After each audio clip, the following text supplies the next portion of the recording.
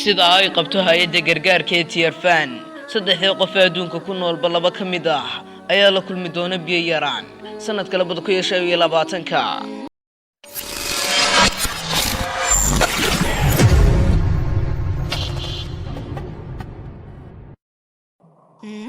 السلام عليكم ورحمة الله وبركاته سودو هذا صاحب بياض muuqaalkan maanta waxaan uga hadli doonaa biyaha iyo faaidada ay u leeyihiin bilaadanka biyuhu waxay leeyihiin faa'iido aad u weyn sababtoo ah waxay laga maarmaan u yihiin nolosha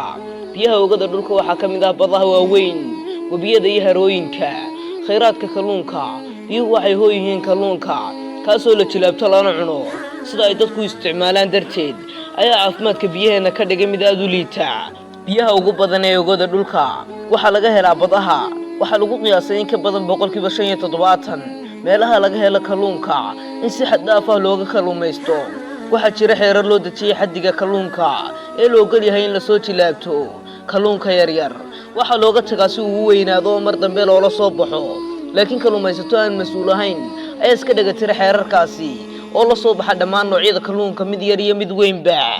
jilaabashada xad dhaafka ay waxay dhacdaa marka kalluunka la soo jilaabto uu ka bato xaddiga kalluunka ee uu gobolku si wadi karo si joogto ah looga helo xaddiga loo baahan yahay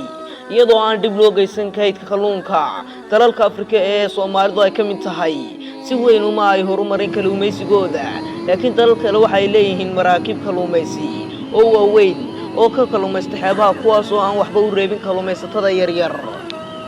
bilowgii kacaankii warshadaha iyo sanado badan oo ka dambeeyay si weyn loogama fakirin wasakhda ka soo baxda biyaha ama warshadaha badi wasakhda hoorka ah waxa lagu sii deyn jiray wabiyada oo wasakhdaas waxa ku jira waxyaabo khatar leh oo ay ka mid yihiin waxyaabaha lagu nadiifiyo rinji iyo kiimikaalo oo wasakheeya biyaha taas waxa ay dhalisay in dhammaan kalluunkii ku noolaa ay dhinteen ama ay sumoobeen oo aan la cuni karin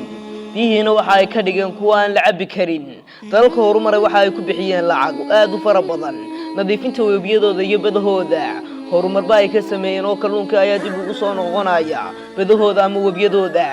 marka warshad la dhisaayo waxay tahay in ay yeelato qalab lagu nadiifiyo biyaha inta aan wabiga lagu siideen nasiib darro qaar ka mid ah maalgayaasha dalalka soo koraya ayaa ka faa'iideystay dabacsanaanta xeerarka dalalkaas oo sameyn badan waxyaabihii ku sameeyeen badda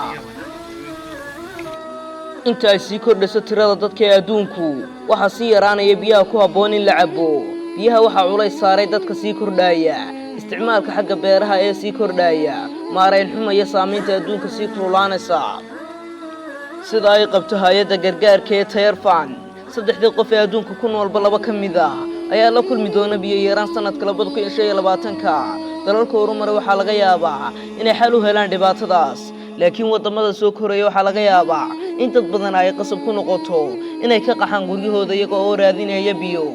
yaraan waxa ay keeni kartaa cunto yaraan waayo goobaha ay wax ka bixi karaan ayaa si yaraanaya saynisyahanadu waxa ay saadalinayaan in adduunku sii kululaan doono lama deegaanadu ay sii balaaran doonaan wabiyadu ay qalali doonaan marka uu dhalaalo barafka fadhiya cirfida dhulka waxa ay keeni kartaa in ay soo galaan biyo cusbo leh oo goobihii ay ku jireen biyaha